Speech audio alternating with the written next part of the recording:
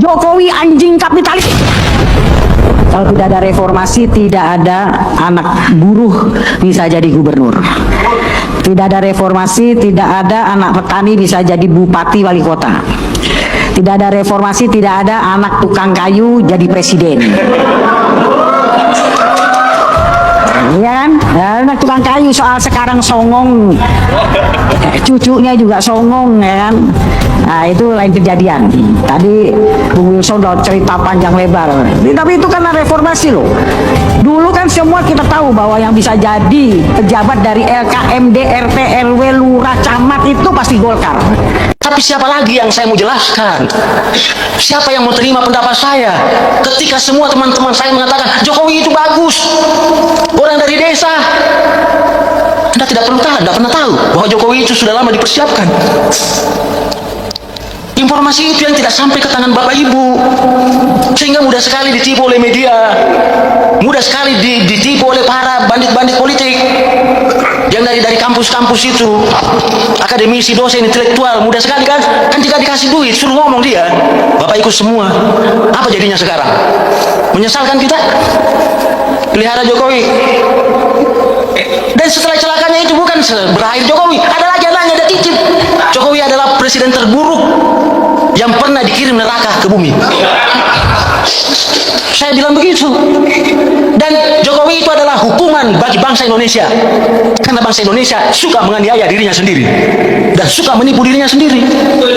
Jadi Jokowi itu tidak ada, dia bebas, dia hanya menjalankan tugas takdirnya dia diutus oleh neraka, dan dia diutus untuk kasih menderita Bapak. Panjang lebar saya kira yang datang pasti ngerti, meskipun saya mungkin juga orang yang paling tidak ngerti.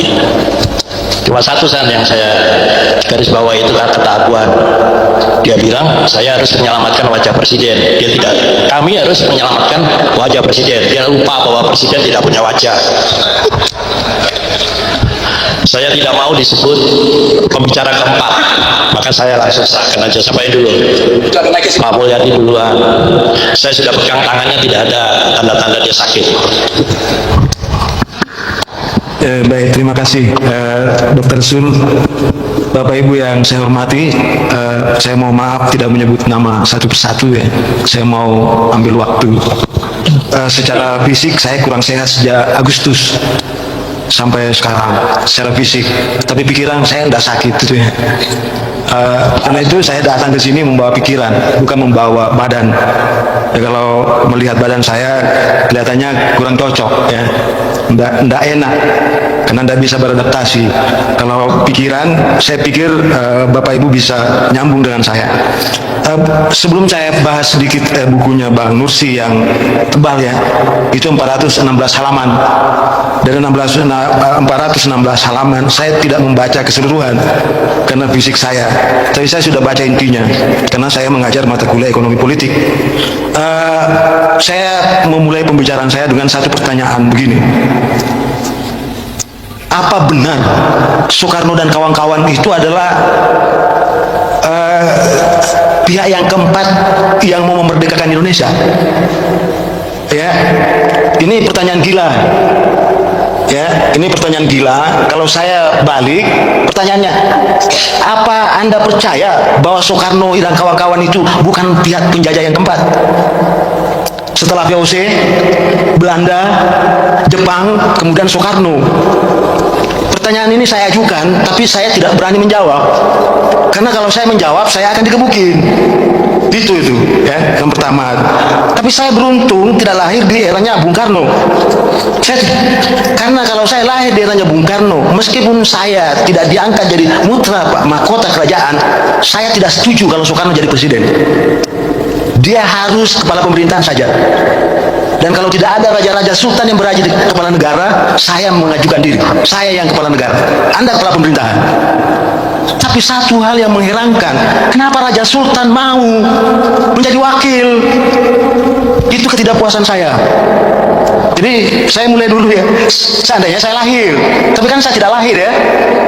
Jadi saya tidak kena. Jadi yang pendukungnya Soekarno tidak usah khawatir, tidak usah musuhi saya. Itu seandainya saya lahir di eranya Bung Karno. Saya akan mengatakan saya dari Sulawesi Selatan, saya dari kerajaan yang tertua di Sulawesi Selatan, namanya Kerajaan Luwu. Saya tidak ingin Anda jadi presiden. Anda cocoknya jadi Perdana Menteri saja, kepala pemerintahan. Saya yang jadi kepala negara.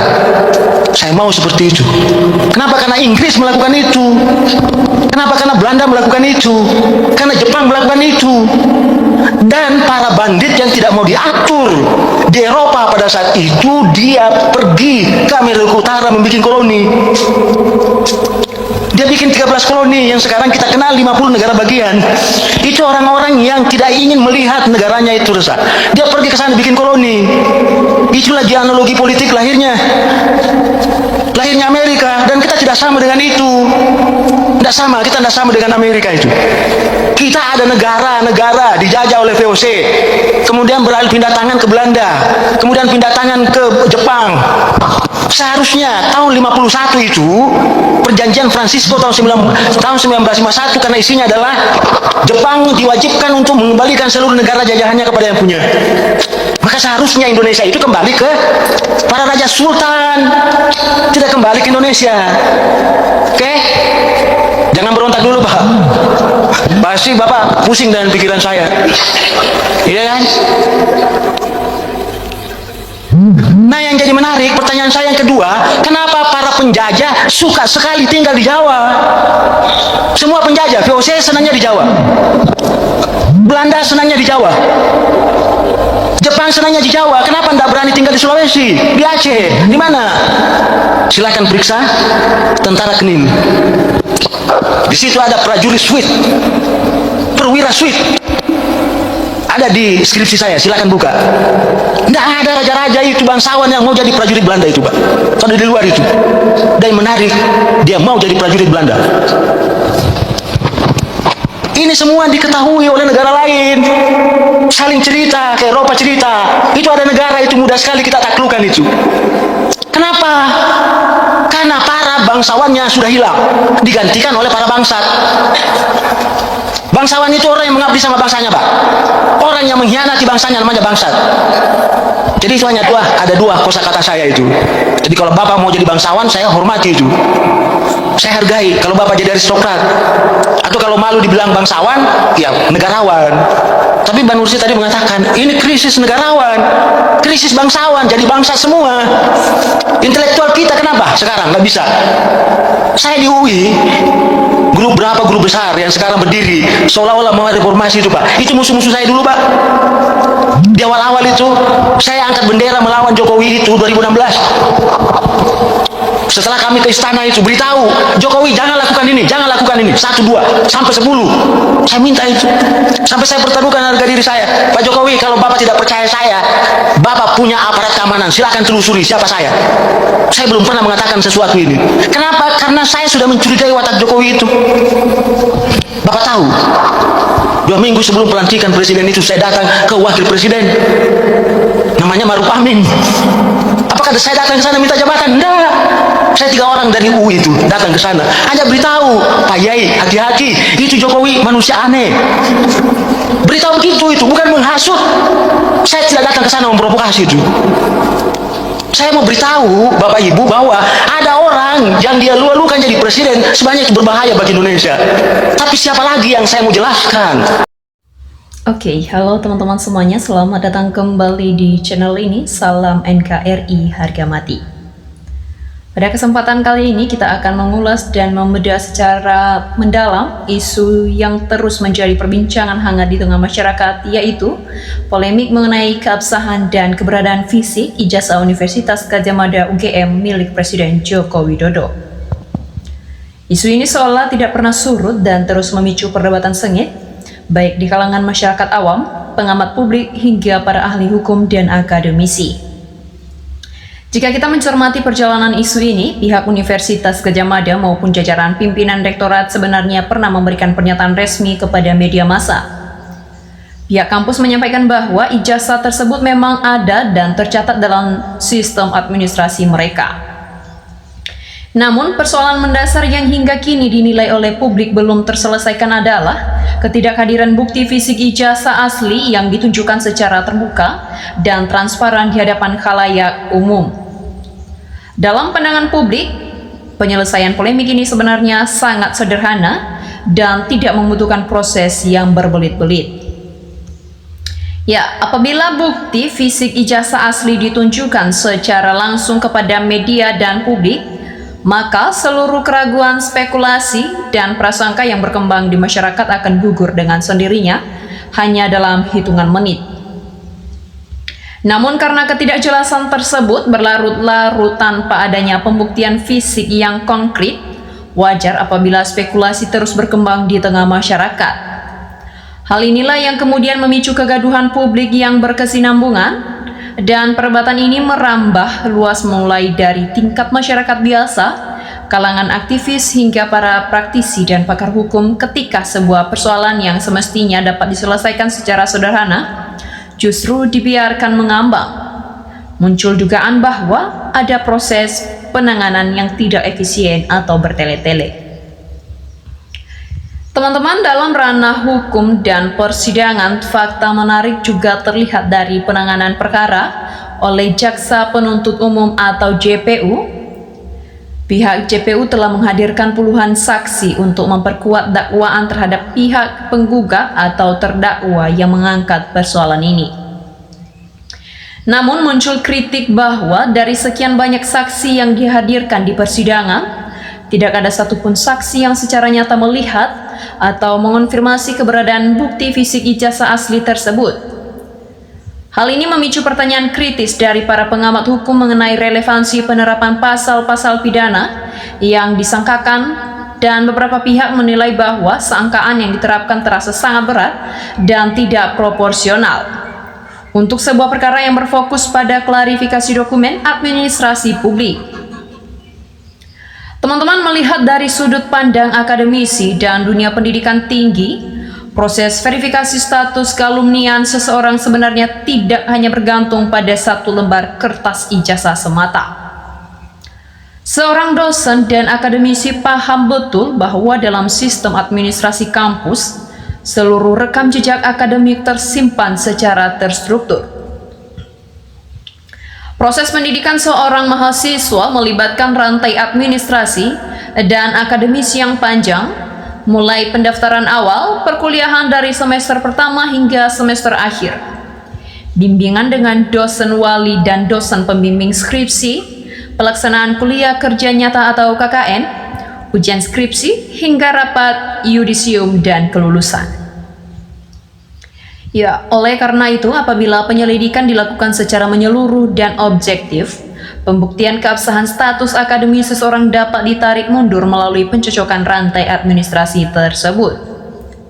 Keterangan dari teman-teman seangkatan, dosen pembimbing, serta dokumen rekam medis akademik kampus dapat disandingkan untuk membangun kebenaran material. Dalam konteks kejujuran dan keterbukaan, seluruh pihak yang terlibat menjadi kunci utama untuk mengakhiri polemik. Gelar akademik seperti insinyur atau sarjana merupakan sebuah kebanggaan bagi siapapun yang berhasil menyelesaikannya melalui proses belajar yang sah. Teman-teman, secara sosiologis, setiap tokoh atau pejabat publik tentu merasa bangga atas pencapaian akademik yang diraihnya. Namun untuk menjaga kepercayaan publik terhadap institusi pendidikan tinggi dan penegakan hukum di Indonesia, transparansi total sangat diperlukan. Kepolisian dan aparat penegak hukum diharapkan dapat bekerja secara profesional, presisi dan akuntabel dalam melakukan proses penyelidikan, sehingga kepercayaan masyarakat terhadap hukum dan dunia akademis tetap terjaga dengan baik. Langkah pembuktian yang transparan bukan sekedar untuk menyudahi perdebatan di media sosial, melainkan untuk menjaga marwah dan integritas lembaga pendidikan tinggi kita. Universitas Gadjah Mada adalah salah satu perguruan tinggi negeri tertua dan paling disegani di Indonesia. Ketika nama besar sebuah institusi akademis ikut terseret dalam polemik publik yang berkepanjangan, yang dipertaruhkan bukan lagi reputasi satu atau dua individu, melainkan standar tata kelola dan keabsahan sistem administrasi pendidikan nasional secara keseluruhan. Teman-teman, kita harus menyadari bahwa dalam era keterbukaan informasi seperti sekarang, publik menuntut akuntabilitas yang mutlak di setiap pejabat negara maupun institusi publik. Keterbukaan informasi bukan lagi sebuah pilihan, melainkan kewajiban moral dan hukum. Ketika masyarakat mengajukan pertanyaan atau keraguan terkait dokumen administrasi seseorang pemimpin, cara terbaik untuk meresponnya bukanlah dengan memunculkan hapasi, defensif, atau saling tuduh, melainkan dengan membuka data secara terang benderang.